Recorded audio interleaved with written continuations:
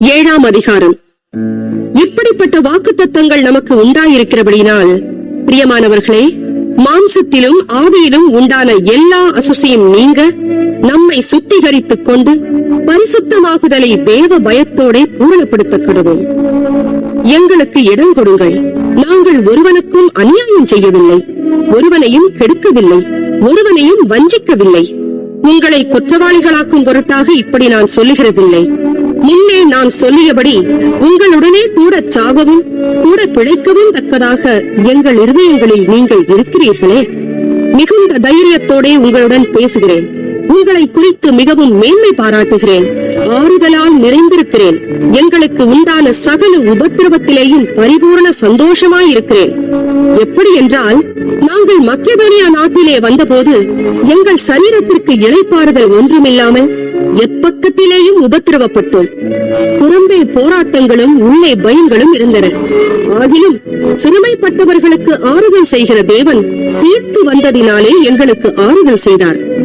அவன் வந்ததினாலே மாத்திரமல்ல, உங்கள் வாஞ்சையையும் உங்கள் துக்கிப்பையும் என்னை பற்றி உங்களுக்கு உண்டான பக்தி வைராகியத்தையும் அவன் கண்டு உங்களால் அடைந்த ஆறுதலை தெரியப்படுத்தினதினாலும் நானும் ஆறுதல் அடைந்து அதிகமாய் சந்தோஷப்பட்டேன்.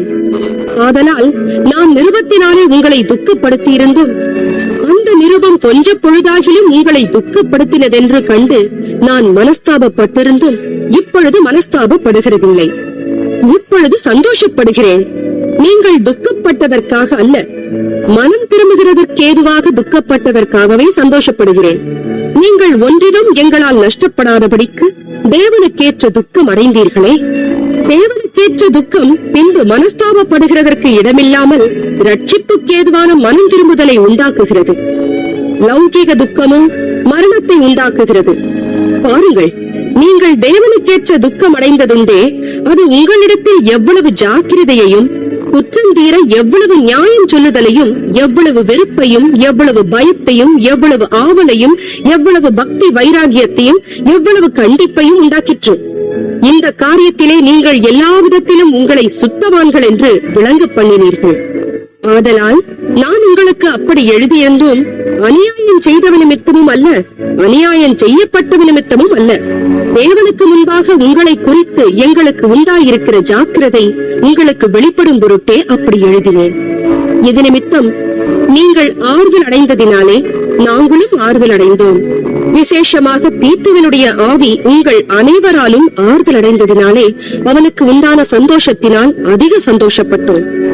இப்படி இருக்க உங்களுக்கு புகழ்ச்சியாய் நான் அவனுடனே சொன்ன யாதொன்றை குறித்தும் வெட்கப்பட மாட்டேன்.